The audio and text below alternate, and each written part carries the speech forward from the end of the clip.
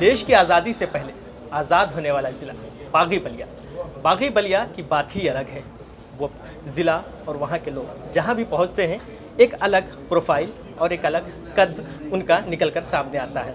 उत्तर प्रदेश का जब योगी 2.0 का जब मंत्रिमंडल का गठन हुआ तो बहुत सारे लोगों के नामों की चर्चा हो रही थी, मगर किसी ने ये गुमान भी नहीं किया था कि बागी बलिया से एक ऐसा नाम निकलकर सामने आएगा जो रातों रात उत्तर प्रदेश की जनता और मीडिया के बीच में छा जाएगा।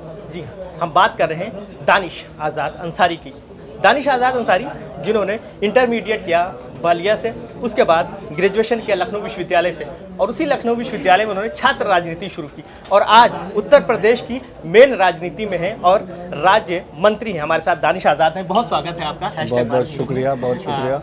दानिश भाई, पहला सवाल यही है कि छात्र राजनीति में जब आप संघर्ष कर रहे थे तो उस समय बहुत सारे संगठन थे, NSUI, समाजवादी छात्र सभा, और एक बीइंग अ मुस्लिम मतलब ऐसा बहुत कम होता है कि ABVP की तरफ रुख हो, मगर आपने ABVP का रुख क्यों किया?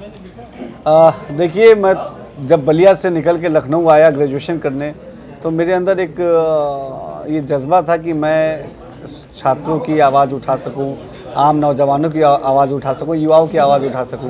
तो जब मैंने कैंपस में एक आम स्टूडेंट्स की तरह जब मैं घूमता था एडमिशन का फॉर्म भरने के लिए या किताबें खोजता था जो एक आम स्टूडेंट करता है, लाइब्रेरी का कार्ड कैसे बनेगा, क्लासरूम किधर है, नोट्स कैसे मिलेंगे, तो इन सब चीज़ उलझनों में मैं था। तो मैंने देखा कि तमाम छात्र संगठनों के बीच में अखिल भारतीय विद्यार्थी परिषद के वॉलंटियर्स जो हैं, जो कार्यकर्ता जो हैं, वो आगे बढ़ के आम छात्रों की बड़ी मदद किया करते थे। तो इससे मैं बहुत इम्प्रेस हुआ कि एक ऐसा छात्र संगठन जो शहर से आगे बढ़ के सबका जो है साथ दे रहा है, सबकी मदद कर रहा है। तो मेरा एक झुकाव अखिल भारतीय विद्यार्थी परिषद से वहीं से हुआ, और जब वो झुकाव हुआ तो धीरे धीरे मैं अखिल भारतीय विद्यार्थी परिषद के कार्यक्रमों में आने जाने लगा। तो मैंने देखा कि वाकई ABVP जो है वो स्टूडेंट्स के बेसिक जो ज़रूरतें हैं उनके लिए काम करने के लिए पूरी गंभीर है वो। तो मैं फिर ABVP से जुड़ा, फिर लंबे समय तक मैं अखिल भारतीय विद्यार्थी परिषद के विभिन्न दायित्वों पर रहा, विश्वविद्यालय इकाई मंत्री से लेके नगर सहमंत्री से लेके आदि कई दायित्वों पर रहा।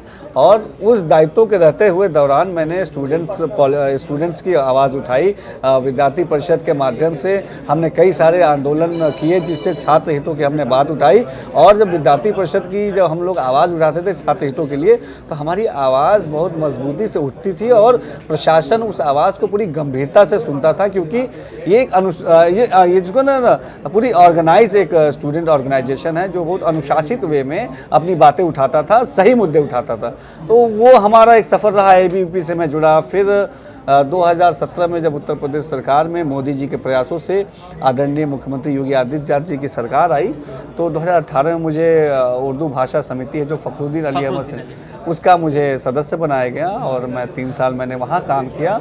और वहाँ रह के मैंने ग्राउंड लेवल पे एजुकेशन के लिए, यूथ एम्पावरमेंट के लिए, एम्प्लॉयमेंट के लिए काम किया। एक सवाल यहाँ पे कि जब आप ABVP से जुड़े, ABVP यानी BJP की पूरी विचारधारा, तो ऐसा नहीं हुआ कि परिवार वालों ने मतलब कोई रोक टोक कि इसी से क्यों दूसरा कोई पार्टी देख लो भाई, या समाज में या खानदान वालों ने कोई विरोध किया हो? क्योंकि अक्सर ये देखा जाता है कि कहा जाता है कि मुस्लिम्स की विचारधारा BJP से नहीं मिलती और वो उनकी तरफ थोड़ा सा कम रुख करते हैं। नहीं, कोई भी परिवार जब उसका बेटा कोई अच्छा काम करता है तो उसका विरोध क्यों करेगा? जब मेरे परिवार ने देखा कि मैं अच्छा काम कर रहा हूँ, समाज के लिए काम कर रहा हूँ, और विद्यार्थी परिषद मेरे इस काम में मेरी पूरी मदद कर रहा है और मुझे मोटिवेट कर रहा है, मुझे एक रास्ता दिखा रहा है, तो परिवार वाले भी खुश हुए। हमारे संगठन के लोग परिवार में आते जाते थे, हम लोग साथ उठते बैठते थे। हमारे घर के किचनों में संगठन के लोग बैठ के खाना खाते थे, मैं संगठन के कार्यालय में बैठ के खाना खाता था, हम लोग रात रात भर घुमा करते थे।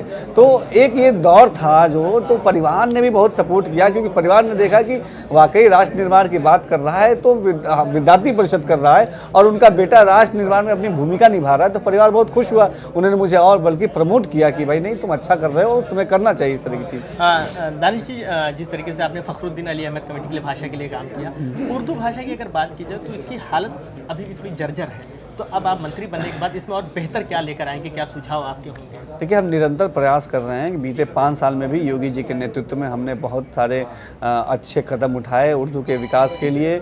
लाइब्रेरीज़ पे हमने फोकस किया, जो हैं स्कूल में उर्दू सेंटर डेवलपमेंट करने के लिए हमने कोशिश की ताकि उर्दू ज़बान का और विकास हो सके, और भी कई सारे हमने कोशिश की। और निश्चित तौर पे योगी जी की जो 2.0 सरकार है, जो पिछले कई सारे हमारे काम जो छूटे थे, जो अधूरे रह गए थे, उनको हम निश्चित तौर पे पूरा करेंगे। आप लगातार कह रहे हैं कि मुसलमान बीजेपी से जुड़ रहा है। कल कुशीनगर की एक घटना हुई है जो आपके भी संज्ञान में होगी। बाबर नाम का जो लड़का था जिसने बीजेपी की जीत में मिठाइयाँ बांटी, फिर उसकी हत्या कर दी जाती है। तो इसको कैसे देखते हैं कि एक मुस्लिम बीजेपी की जीत पर खुशियाँ मनाता है और फिर उसकी हत्या कर दी जाती है? देखिए, सबसे पहले तो मैं आपके चैनल के माध्यम से उस परिवार को ये बताना चाहूँगा कि इस दुख की घड़ी में हमारे आदरणीय मुख्यमंत्री योगी आदित्यनाथ जी उनके साथ खड़े हैं। उस परिवार ने अपना एक बेटा खोया है, लेकिन योगी जी के रूप में उनके पास एक दूसरा बेटा है जो उस परिवार के साथ पूरा न्याय करेगा, उस परिवार को पूरा न्याय दिलाएगा। और योगी जी ने खुद वहाँ पे प्रशासनिक अधिकारियों से बात करके सख्त निर्देशित किया है कि जो भी लोग इस घटना में संलिप्त हैं उन लोगों की तत्काल गिरफ्तारियां हो। 2 गिरफ्तारियां हो भी चुकी हैं, बाकी धरपकड़ जारी है और उन पर सख्त से सख्त कार्रवाई होगी। ये पूरी तरीके से उस परिवार को मैं आश्वस्त करना चाहता हूं। अब एक आपको बड़ी जिम्मेदारी मिल गई है, तो क्या लगता है कि अब आप किस तरीके से, वो कौन से अहम काम होंगे कि अब मंत्री बनने के बाद इन चीज़ों का आप अंजाम देंगे, और इस जिम्मेदारी में क्या कुछ आप अहम चीज़ें देख रहे हैं? हमें जो हमारे मोदी जी का विज़न है, जो हमारे मोदी जी का मिशन है कि समाज के उत्थान के लिए काम करना, और उस विज़न मिशन को हमारे आदरणीय मुख्यमंत्री जी जो फॉलो कर रहे हैं, जो इम्प्लीमेंट कर रहे हैं, तो हमारे मुख्यमंत्री जी हम सबके आइडियल हैं, हम युवाओं के आइडियल हैं। तो हम मुख्यमंत्री जी का अनुसरण करते हुए जो भी ग्राउंड लेवल पर सरकार की योजनाएं हम चल रही हैं उनको अच्छे से इम्प्लीमेंट कराना है। जो भी हकदार है उन योजनाओं का, उस हकदार को योजनाओं का लाभ मिले, और उस योजनाओं को और अच्छा कैसे कर सकते हैं और बेहतर कैसे कर सकते हैं, इन मुद्दों पे भी हम काम करेंगे। दानिश भाई, मैं अपना एक एक्सपीरियंस शेयर करना चाहूँगा आपसे कि जब हम चुनाव कवरेज के दौरान बलिया गए, बलिया स्टेशन के बाहर हम खड़े यूथ से बात कर रहे थे, तो वहाँ कुछ लड़के थे, ऐसे आपका जिक्र आया तो उन्होंने कहा कि इस बार दानिश भाई कुछ अलग करेंगे। तो मैंने कहा क्या कुछ अलग करेंगे क्या भाई, क्योंकि टिकट तो मिला नहीं है। अच्छा, यही होता है, या तो भाई एमएलसी बनेंगे, विधायक बनेंगे। अब आपको टिकट नहीं मिला तो तुमने कहा क्या कुछ अलग करेंगे? कहेंगे देखते जाइए दानिश भाई कुछ अलग करेंगे। तो मैं ये जानना चाहता हूँ कि उन लड़कों में इतना कॉन्फिडेंस कैसे आया, और खासकर वो मुस्लिम कम्युनिटी के लड़के थे। तो चुनाव के दौरान आपने मुस्लिम कम्युनिटी में किस तरह से गए और क्या बीजेपी का आपने पूरा चीज़ें रखी उनके सामने? देखिए, ये तो तमाम नौजवानों की ये मोहब्बत है कि उन्होंने अपने इस भाई पे विश्वास जताया।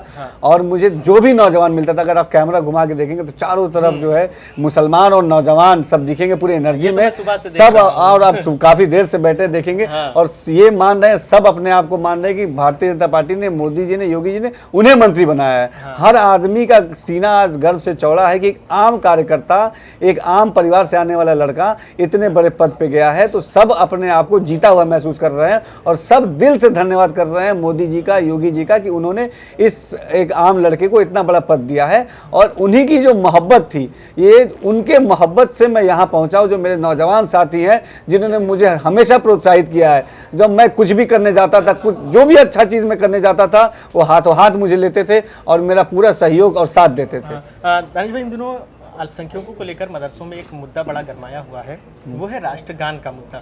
और कुछ हमारी उलमा लोगों से बात हुई तो उन्होंने ये कहा कि हम ये चाहते हैं कि राष्ट्रगान का पूरा सम्मान है और राष्ट्र सर्वोपरि है, मगर वो चाहते हैं कि अल्लामा इकबाल की सारे जहाँ से अच्छा हिंदुस्तान हमारा, इस नज़्म को अगर करें तो वो कहते हैं कि वो हमारे लिए मतलब ज़्यादा सुटेबल होगा। वो इसको भी चाहते हैं कि पैरेलल में रहे। तो क्या ये आप सुझाव आगे रखेंगे? ये सारी चीज़ें बात होंगी, जो भी अच्छा होगा, राष्ट्रगान हो या चाहे जो चीज़ भी हो, जिस चीज़ से हम कनेक्ट हो देश के साथ, वो चीज़ होनी ही चाहिए। ये मस्ट है, इसमें किसी को ऑब्जेक्शन करना ही नहीं चाहिए। और राष्ट्रगान हमारे लिए गौरव का विषय है और निश्चित तौर पे राष्ट्रगान गाने से हम सब का मान बढ़ता है। ये हम सब के मान की बात है और मदरसों में भी अब राष्ट्रगान गाया जाएगा। ये पूरे दुनिया में आज तारीफ हो रही है उत्तर प्रदेश की कि इतना ऐतिहासिक फैसला लिया जा रहा है।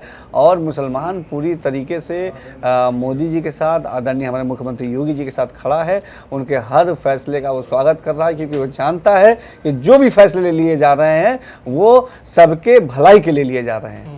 अंतिम बस आपका एक फीलिंग कि आमतौर से देखा जाता है कि मंत्री बनने के बाद इतना शेड्यूल हैक्टिक हो जाता है कि जो पीछे जो संगठन हो, चाहे एबीपी हो या पिछले साथी हो, लोग उनको छोड़ देते हैं। तो क्या आप उसके बाद भी एबीपी के लोगों से मिलेंगे? संगठन के जो लोग अब हैं, जो कार्यकर्ता हैं, उनको क्या संदेश देंगे और कैसे उनको आगे मोटिवेट करेंगे? देखिए, मैं तो संगठन का कार्यकर्ता हूं और अगर आप कैमरा घुमाएंगे तो यहाँ विद्यार्थी परिषद के, देखिए विद्यार्थी परिषद के साथी बैठे हुए हैं, ये सारे और सुबह से बैठे हुए हैं। हाँ, और इधर देखेंगे आप तो देखिए मेरे बाएं तरफ है अल्पसंख्यक मोर्चे के, इस तरफ मेरे बगल में अल्पसंख्यक मोर्चे के लोग हैं, उधर बलिया के लोग हैं, युवा मोर्चा के लोग हैं, ओबीसी मोर्चा के लोग हैं, मतलब जितने भी अनुसांगिक संगठन हैं वो सारे संगठन के लोग अपने आप को गौरव महसूस कर रहे हैं और सब लोग मान रहे हैं। मैंने जैसा बताया कि वो अपने आप को मंत्री मान रहे हैं। उनके अंदर एक खुशी है कि उनके बीच का ये भाई, उनके बीच का ये लड़का, उनके बीच का ये बेटा यहाँ तक पहुँचा है और सब जो है हृदय से मोदी जी का और योगी जी का और शीर्ष नेतृत्व का,